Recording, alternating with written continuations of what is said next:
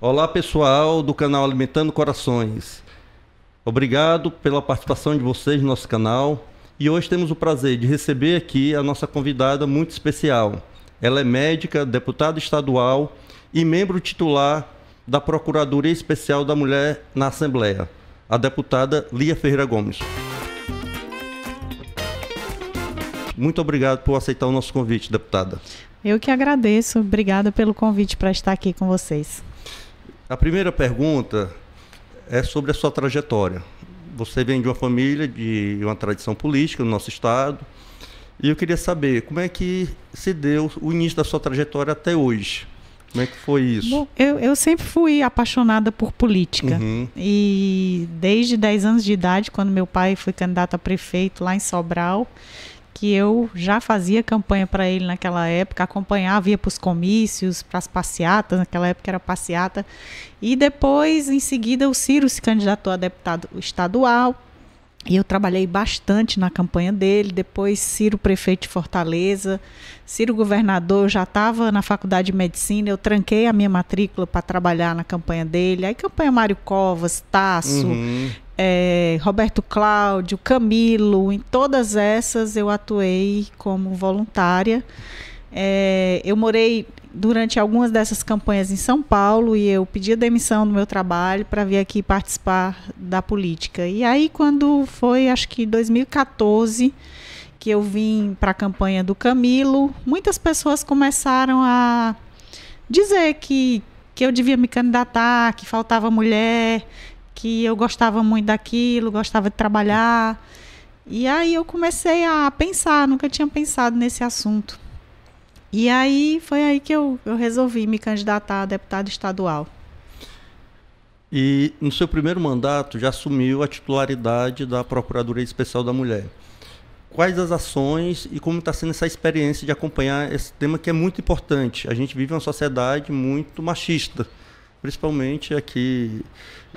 A gente tem um número muito alto de violência contra as mulheres no nosso país. Eu acho que nos últimos 4 anos, por conta do retrocesso que o nosso país vivenciou, a gente aumentou esses números. E como é que está sendo esse seu trabalho à frente da Procuradoria? É um desafio muito grande, como você falou. A gente acompanha já alguns números da violência contra a mulher. E, por exemplo, o feminicídio, nós estamos já até o final de outubro desse ano, nós estamos com 39 feminicídios. Ano passado, o ano todo, foram 29. Então, em 10 meses, já estamos 10 feminicídios acima, nem fechou o ano. E, então, a gente está realmente crescendo todos os números, né? O número de mulheres que vão às delegacias, o número de denúncias do 180, todos os canais que acompanham a violência, o Fórum Brasileiro de Segurança Pública, estão mostrando esse aumento da violência contra as mulheres. É uma luta difícil porque a gente tem que lutar contra uma cultura, contra a maneira de ser da sociedade, que ainda muitas pessoas acham que as mulheres são seres inferiores aos homens, que os homens são mais importantes. A gente vê pesquisas que dizem que as mulheres não têm um bom desempenho na política, que a política deve ser um espaço só de homens. Estão mostrando essas pesquisas que o Brasil ainda é um país muito atrasado nessa questão. Tem uma declaração, isso é marcante, do governo anterior, que mostra o retrocesso, que justificava por que mulher tinha que ganhar menos do que os homens. E hoje o nosso presidente, semana passada, foi feito um projeto que equiparou salarialmente homens e mulheres. Então essa questão também da violência tem a ver com a situação econômica também das mulheres, não é isso? Com certeza. Muitas mulheres, às vezes a gente escuta essas frases, me deixam indignada, né? Dizer que essa mulher não se separa porque ela gosta de apanhar. Mas as pessoas não conseguem entender que por trás dessa mulher ninguém gosta de apanhar. Ninguém. Então você tem aí uma mulher que depende economicamente, financeiramente do agressor, que é ameaçada às vezes de matar os filhos, de tirar os filhos dela, de não pagar a pensão, dela não conseguir sobreviver, né, sem estar morando junto. Então tem uma séria dependência emocional que é também um fator importante. Muitas vezes a mulher não depende financeiramente, por isso a gente vê esse fenômeno nas classes sociais mais abastadas, nas mulheres mais ricas, elas dependem emocionalmente daquele agressor. Teve o episódio marcante, há 15 dias atrás, da apresentadora Ana Hickman, Sim. que você vê uma mulher emancipada, que as condições econômicas não tinha nenhuma dependência materialmente do esposo, mas que já vinha sofrendo uma opressão. Então, isso que foi colocado aqui por você mostra essa dependência emocional também. Exatamente. Você veja o caso dela, né? Ele é 10 anos mais velho que ela. Então, quando ele conheceu, ela tinha 16 anos, uma menina. E ele já um homem de 26 anos nessa idade faz uma diferença enorme. E ela meio que casou para poder viajar como modelo, né? Porque ela era menor. E mostra isso, que ela foi formada por esse marido, que era bem mais experiente, e ela disse na fala dela, né, que ela achou que aquilo era uma coisa normal, que apenas o jeito dele, ele era um pouco mais, digamos, chatinho, mas pegava no pé dela em algumas coisas, ficava exigindo que ela fizesse procedimentos estéticos. Imagina uma mulher linda daquela, você dizer que ela estava precisando de um silicone ou de qualquer outro procedimento estético. Mas ela, como ela foi formada por ele, dentro dessa cultura, ela explicou muito bem isso. Do entorno dela todo, dizendo que ele é pai de seu filho, ele cuida da sua carreira, é o jeito dele mesmo, é porque você está cansada, tem que ter mais paciência. Então, mostrando a influência da cultura, das pessoas que vivem no entorno dessas mulheres, sempre trabalhando a favor, entre aspas, do agressor. E na Procuradoria, quais são as ações que a Procuradoria tem realizado para combater a violência contra a mulher, e como é que está o processo de expansão também para o interior, região metropolitana e na capital? Nós temos agora, dos 184 municípios, estamos em 126 já. Ótimo. E a gente busca trabalhar nesse, mais ou menos 3 vertentes lá da Procuradoria. A gente trabalha com atendimento direto às mulheres, com psicóloga, assistente social e advogada. A gente trabalha nesse eixo da violência política contra as mulheres. A gente acompanha muitas denúncias de vereadoras. E aí a gente tenta orientar, dizer por onde é que elas podem entrar com alguma denúncia. Fazemos lá as notas de repúdio para criticar esse comportamento. E também a gente está com um projeto novo, que é o Donas de Si, que trabalha esse lado do empreendedorismo feminino, né? Ele leva palestras para o interior do estado sobre empreendedorismo, sobre como conseguir uma linha de crédito com juros baixos para você conseguir ou expandir o seu negócio para quem já tem, ou abrir um pequeno negócio para iniciar essa emancipação, essa independência financeira. E a relação com os prefeitos? Está tendo boa aceitação? Estão abrindo as portas? As parcerias estão fluindo bem? Estão fluindo bem. A gente, na verdade, faz uma articulação mais com os presidentes de Câmara, né, já que é um equipamento vinculado à Câmara de Vereadores, mas os prefeitos nos ajudam muito nessa articulação, porque geralmente o presidente da Câmara é alinhado com o prefeito. Então, às vezes a gente busca o canal do prefeito, às vezes a gente vai direto na vereadora, às vezes a gente procura o presidente da Câmara ou a presidente da Câmara para que a gente consiga abrir esse equipamento. E no âmbito do governo do estado, nós temos pela primeira vez uma secretaria de mulheres, especificamente, que a vice-governadora está à frente, a Jade Romero. E como é que está esse diálogo? Vocês têm conversado sobre isso para trazer algumas ações, realizar algumas ações conjuntas? Tem esse diálogo permanente? Não, ela começou agora, né? Sim. Eu estive até lá presente no Palácio, que ela lançou esse programa para as mulheres, e a gente vai procurar tanto estimular prefeitos para que abram as casas da mulher, né? Nesse caso aí será um equipamento do executivo, mas a gente vai também solicitar que elas façam essa integração. A gente busca muito conhecer as mulheres nos mais diversos setores para que a gente se apoie. Então, a gente vai nesses eventos, tem a OAB Mulher, tem as vereadoras, tem pessoas do Conselho Municipal da Mulher, tem militantes, às vezes professoras, assistentes sociais que militam nessa causa. Então, a gente tem sempre buscado fortalecer. As vereadoras costumam ir nas inaugurações das outras e tem sido muito bom. A gente tem se fortalecido bastante. Foi colocado aqui por você a situação de muitas violências, e aí, moral contra as vereadoras, nos parlamentos aí nas câmaras no interior do estado.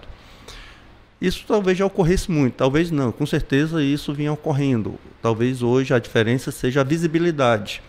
E a Procuradoria acaba também sendo um canal que dê voz para essas vereadoras. É bem como você falou, a gente fez por coincidência um seminário semana passada sobre violência política de gênero. Veio a deputada federal Soraya Santos, que é lá a procuradora da Câmara Federal, e ela veio aqui nesse evento Câmara Itinerante. A gente teve lá palestras de uma juíza e de um membro do Ministério Público Eleitoral. E foi muito bom, porque a gente escutando depois os depoimentos, algumas falaram que saíam bastante fortalecidas, outras falaram que não sabiam que sofria, que aquilo que elas estavam passando de agressão se caracterizava de acordo com a definição da lei como violência política.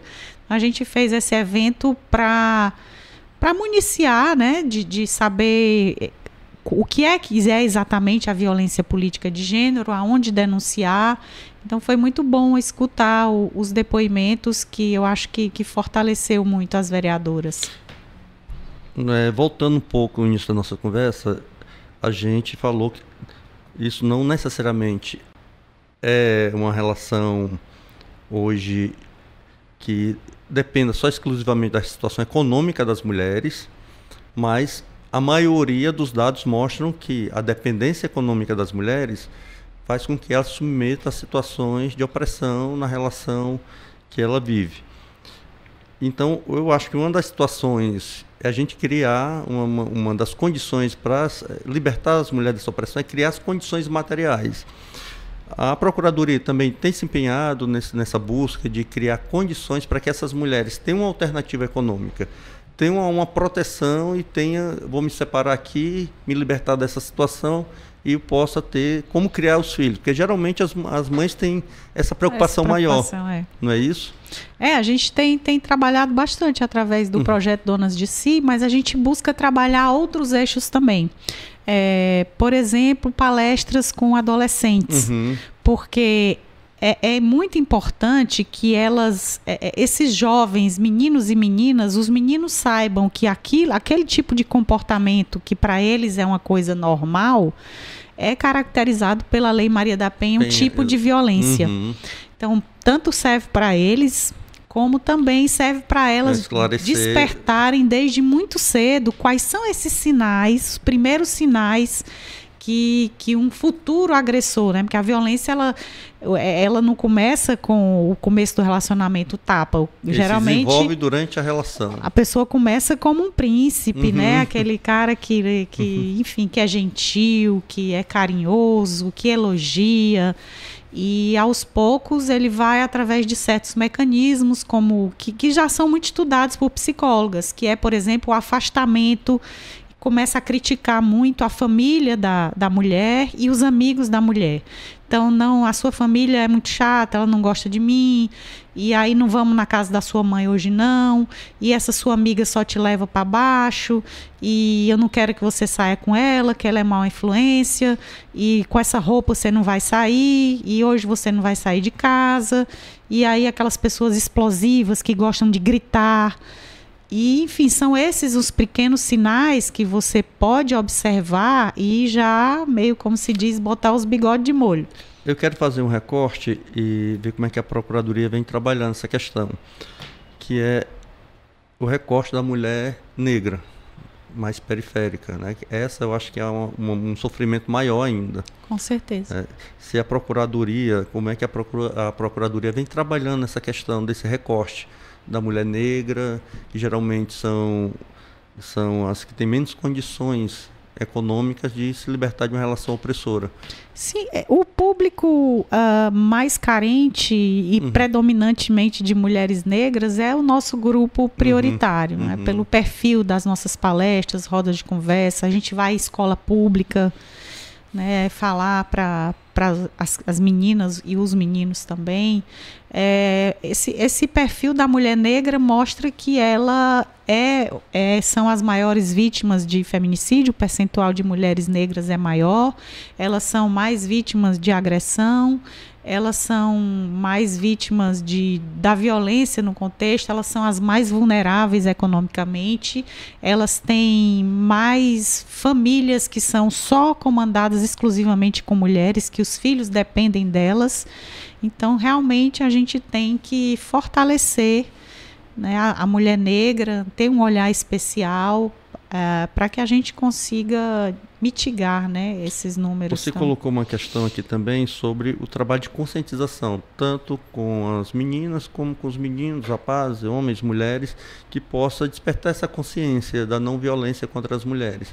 E tem a campanha do Laço Branco, né, que tenta trabalhar essa coisa dessa conscientização. Eu queria que você pudesse expor mais um pouco como esse trabalho, através das palestras, esses ciclos de debates que são feitos. Isso tem surtido algum efeito na prática? O que você sente a partir desse debate? A gente escuta muito o depoimento das vereadoras, que elas são bem mais próximas do que a gente, né? Então, depoimentos interessantes de algumas iniciativas delas, por exemplo, colocar um cartaz dando o número de denúncia. A gente tem aqui na nossa procuradoria um telefone que recebe mensagens e também agenda consultas por WhatsApp, e alguns municípios também, algumas procuradorias municipais também fazem isso. Então, elas, através da abertura desses canais em rodas de conversa, elas passaram a receber denúncias de violência sexual contra meninas, né, novinhas, 12, 14.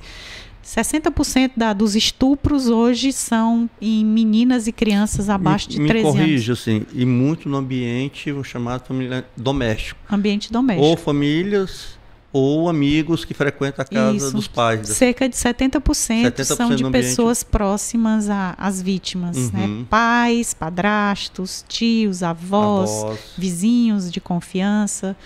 São essas pessoas que deviam ser de confiança, né, os vizinhos. Exato. São essas pessoas que mais praticam a violência sexual. Né? Em dias da semana é diferente do estupro de rua, né, que acontece mais à noite, final de semana.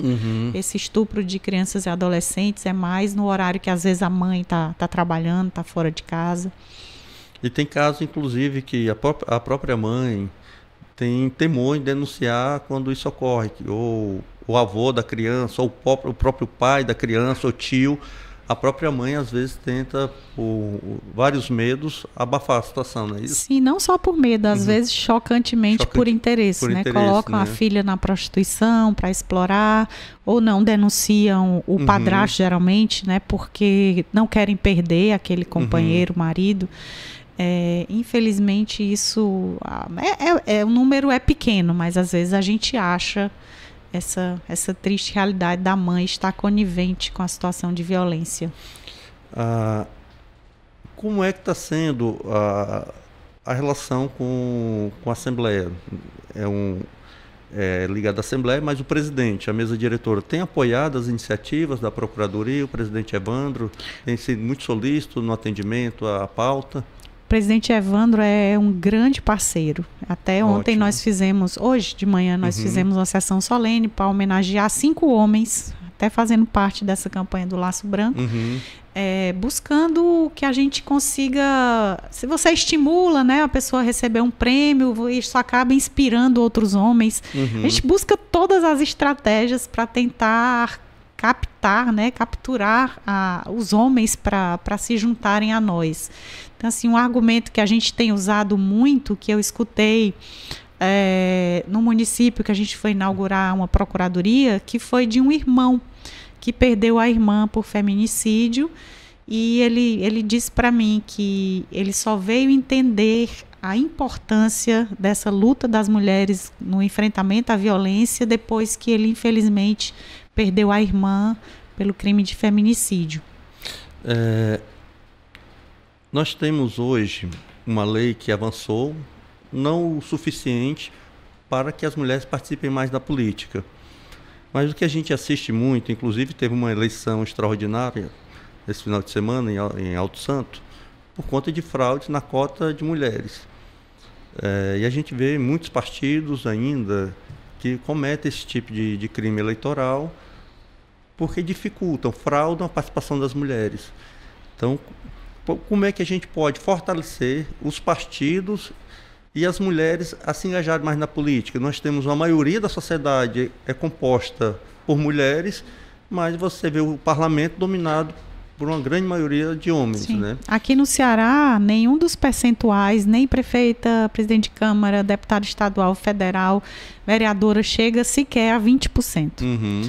Então, é um percentual muito baixo. É um desafio, porque as leis para expandir de uma maneira mais rápida são feitas pelos deputados, que em sua maioria homens, né?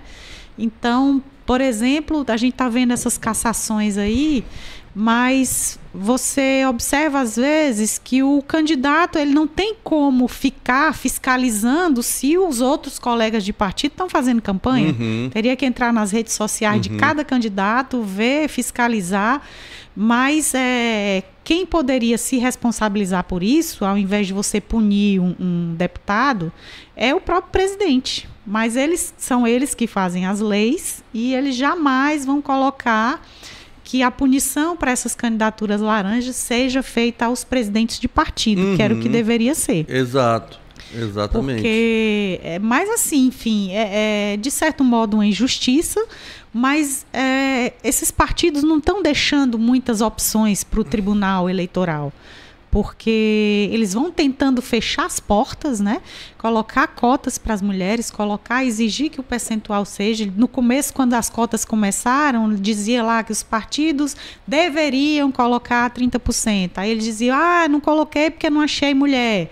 Aí eles foram lá corrigir. Aumentou, inclusive, o fundo partidário para que para as mulheres... 30%, né? Exatamente. Mas os outros países que conseguiram ter mais êxito nessa história da participação, inclusive aqui nossa vizinha Argentina, foi fazendo cotas para a eleição, não só para candidaturas. Porque aí depois que fecharam a porta para dizer, não, agora você é obrigado, não deve, é obrigado colocar 30% das mulheres. Aí eles inventaram as candidaturas laranja, aí não davam dinheiro para as mulheres. Aí foi lá o tribunal, não, é obrigado dar 30% e privilegiando a mulher negra.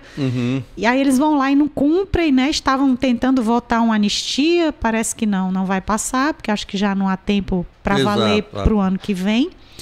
Mas, infelizmente, partidos de esquerda, de direita, né, PT, PDT, PL, PP, todos unidos para querer votar essa anistia vergonhosa que é pelo não cumprimento de cotas. Eu também acho que é uma vergonha, porque aqui mesmo no Estado, além da eleição no final de semana de Alto Santo, que foi por isso, né, por a questão de fraude na cota de mulheres, teve também cassação de parlamentares que subiu para o TSE agora, que a palavra final está com o TSE sobre a situação dos parlamentares, que justamente também foi por conta disso, né? Da fraude na cota de mulheres.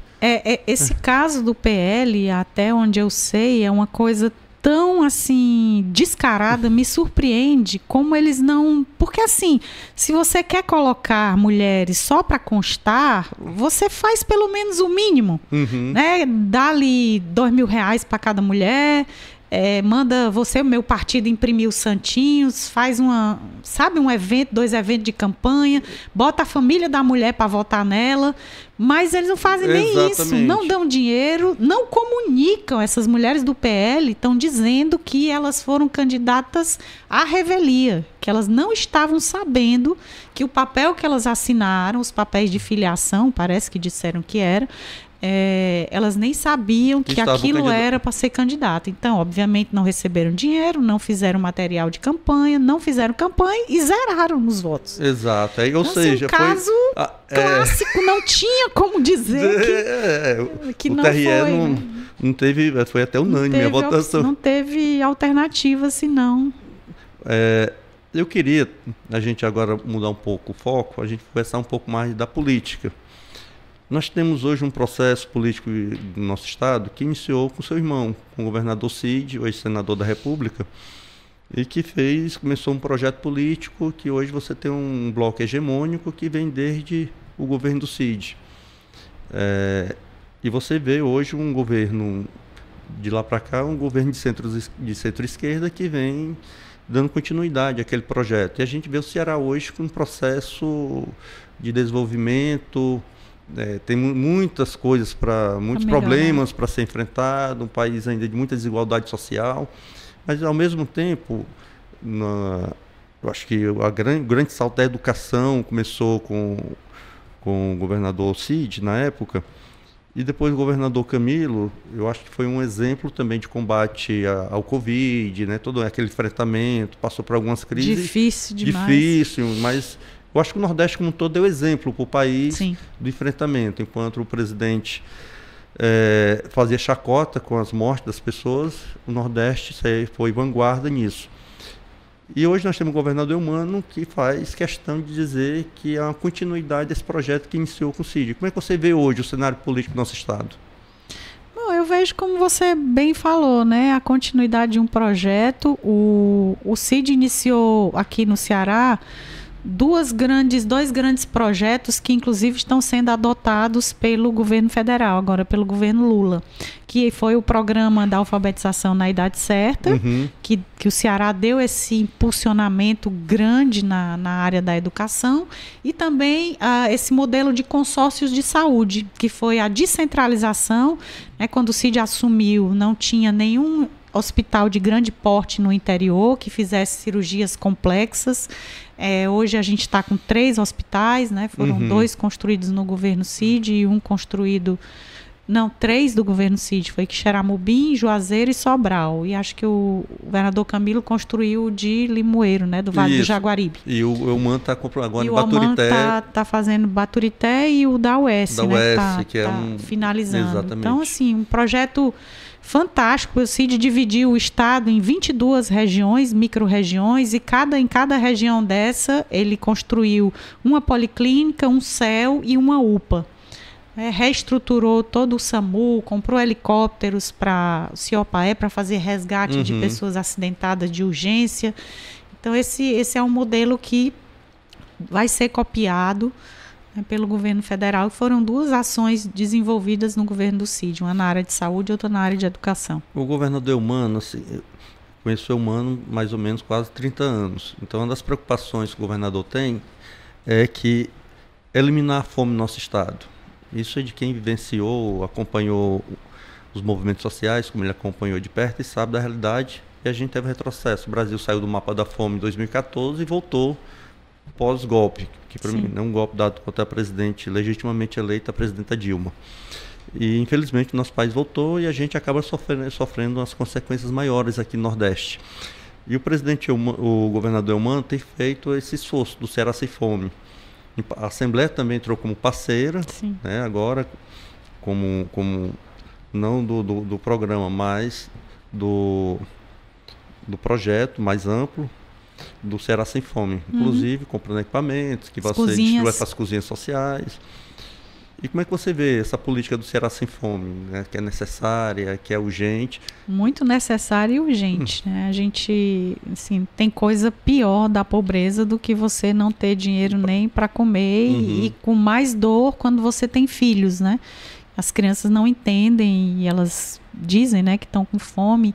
E esse programa ele está descentralizando e aproximando da população, quando você descentraliza, fortalecendo essas cozinhas que já existiam, boa parte delas, nas comunidades. Só, desculpa lhe cortando, mas é o seguinte, ele dizia isso, eu não quero criar nada novo, eu quero fortalecer aquilo que já existe. Isso. Porque eu não quero pegar e criar uma cozinha. Essas pessoas já fazem isso de maneira voluntária. Eu quero que o poder público dê as condições para que elas possam aumentar a produção e possa atender mais pessoas, que você estava falando. Sim, e assim, as comunidades é que sabem onde é que estão as pessoas mais voluntárias, mais vulneráveis daquelas comunidades, né? Quem é a mãe que tem ali 3, 4 filhos, que está desempregada, que às vezes não teve acesso ainda a um Bolsa Família. Então, achei essa iniciativa bem interessante e uma ideia de capilaridade. Exato. De uma maneira muito rápida e eficaz. Eu tenho visitado algumas cozinhas e a gente se depara com a realidade dura, né, das pessoas. A gente vive uma crise econômica, teve a pandemia, mas teve toda uma desconstrução também de políticas públicas no governo anterior, no governo Bolsonaro. E depois houve também um desajuste do SUAS, né, do Sistema Único de Assistência, que ninguém sabe realmente hoje, porque destruiu esse cadastro único que existia no país.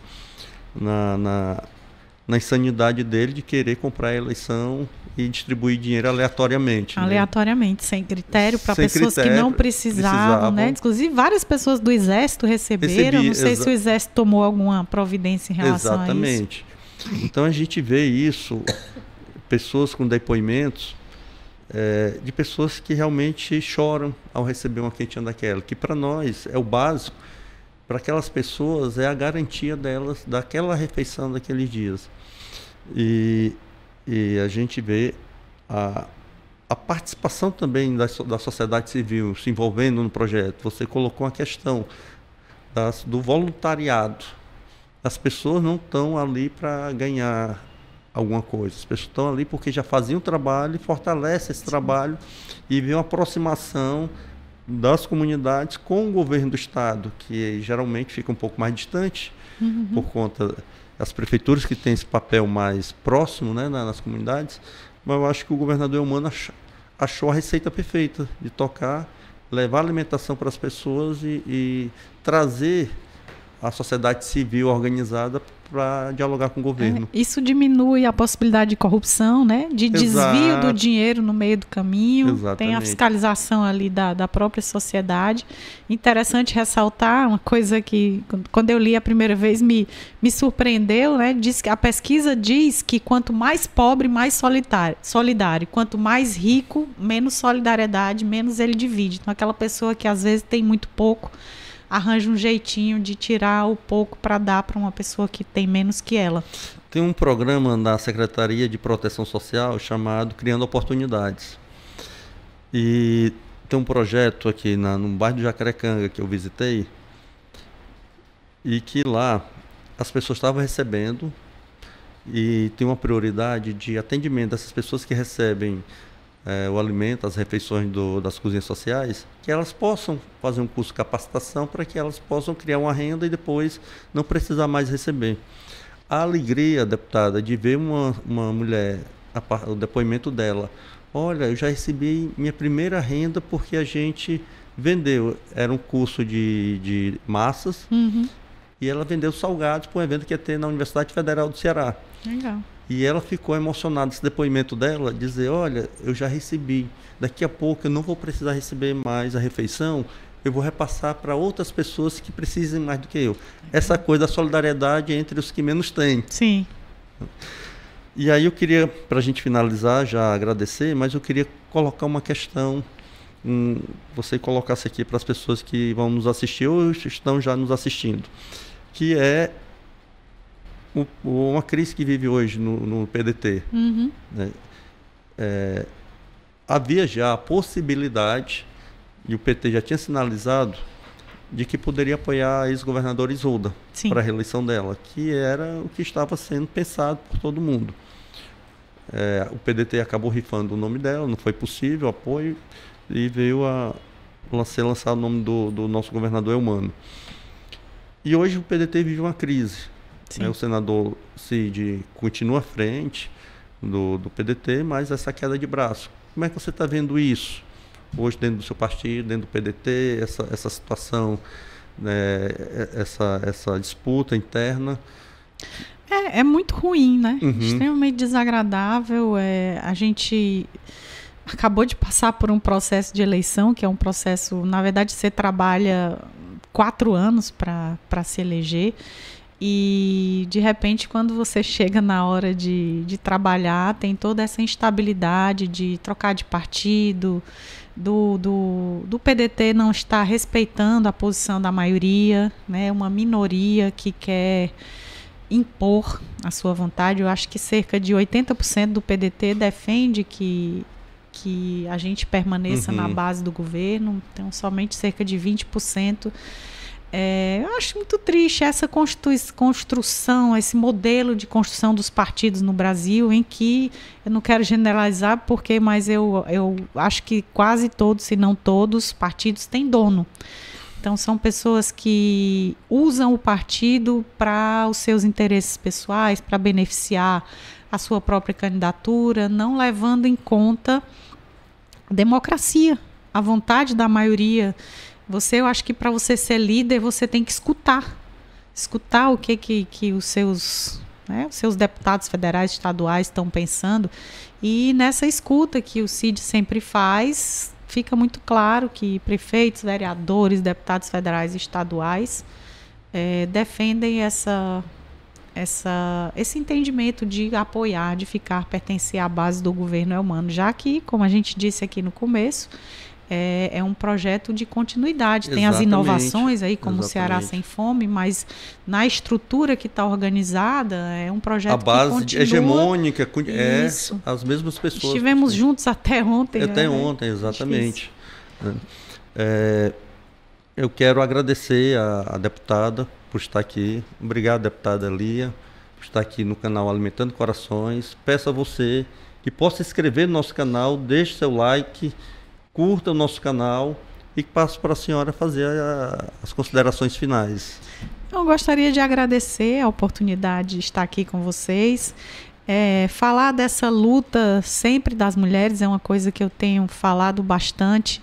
E a gente precisa, como é um problema muito complexo e difícil de ser enfrentado, a gente precisa agir em várias frentes, com várias técnicas.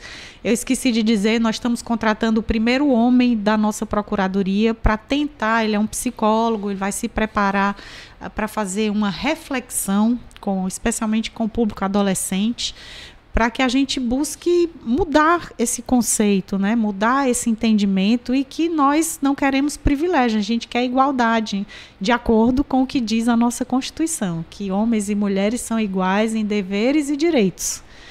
Então, a gente só quer isso. A gente precisa até parar de, por exemplo, aceitar algumas coisas que são muito aceitas, que é essa questão do ciúme, que ainda é visto o homem que quer ditar roupa, o batom, as companhias, por causa de ciúme. Isso não é uma coisa normal, e aí, quando a nossa sociedade vê como uma prova de amor, a gente precisa dizer que o ciúme excessivo, quando ele busca controlar, ele é uma coisa muito ruim, que não faz bem para o relacionamento e diminui a posição da mulher.